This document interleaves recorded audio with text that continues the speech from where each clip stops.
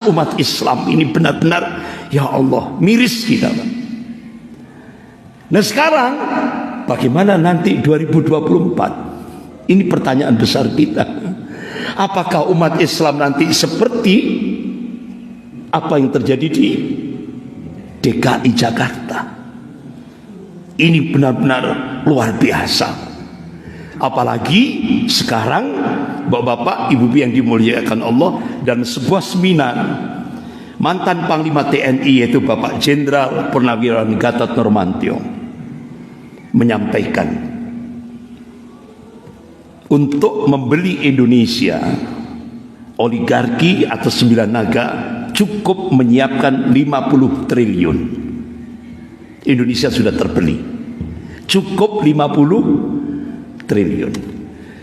Akan tetapi Bapak-bapak, Ibu yang dimuliakan Allah, 9 naga untuk menghadapi Pak Anies Baswedan menyiapkan 300 triliun untuk menghabisi Pak Anies Baswedan.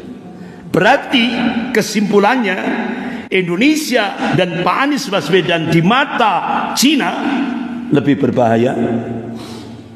Siapa Pak?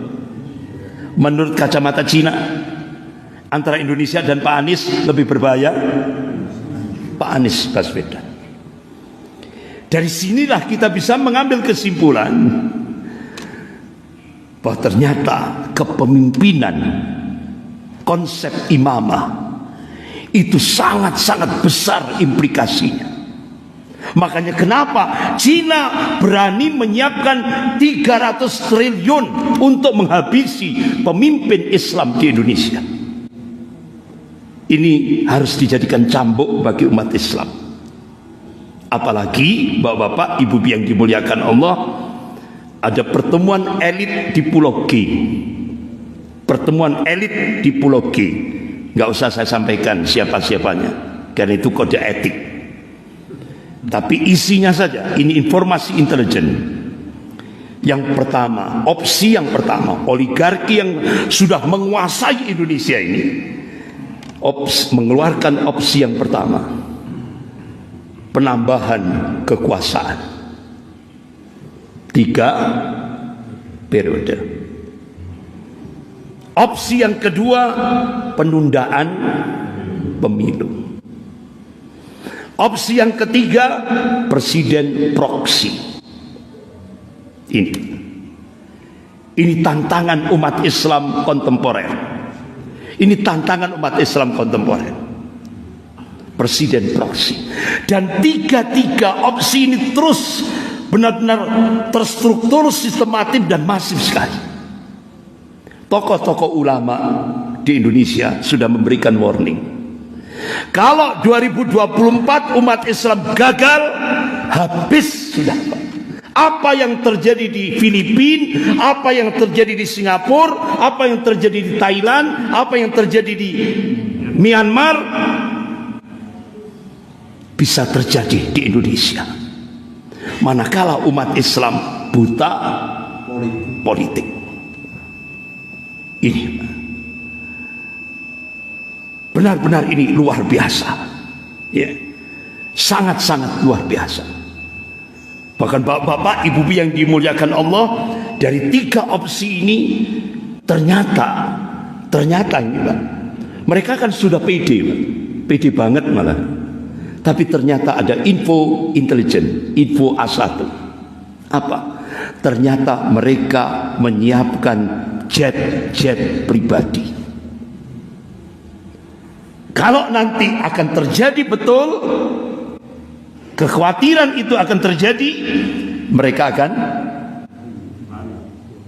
meninggalkan Indonesia. Dan ini info A1.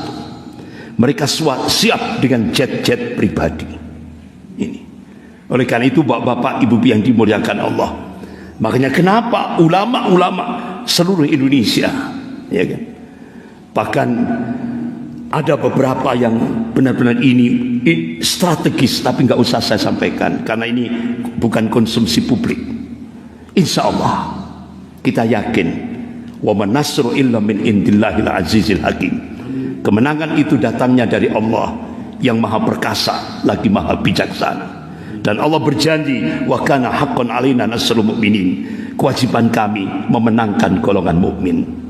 Ulama-ulama seluruh dunia ketika ada istimewa semuanya berdoa, ya Allah, jadikan umat Islam Indonesia menjadi pemantik awal Safatul Islamiyah, kebangkitan Islam global.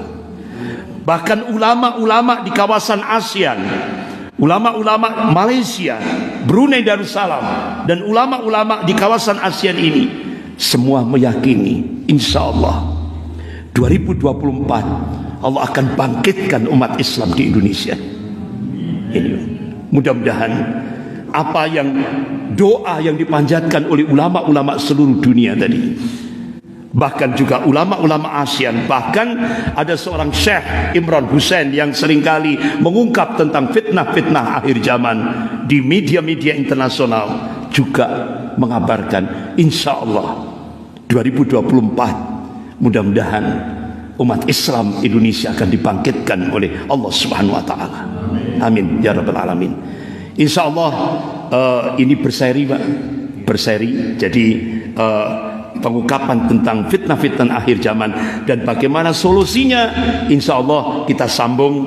Masih ada dua kali pertemuan yang insya Allah akan saya sampaikan dari ini berseri ini, sampai nanti puncaknya apa solusi yang diberikan oleh Allah dan Rasulnya menurut Al-Quran dan As-Sunnah. Sekian kita akhiri dengan doa kafarat majelis. Subhanakallahumma wa bihamdika asyhadu an la ilaha illa anta astaghfiruka wa atubu ilaik. Wabillahi taufiq wal hidayah. Wassalamualaikum warahmatullahi wabarakatuh.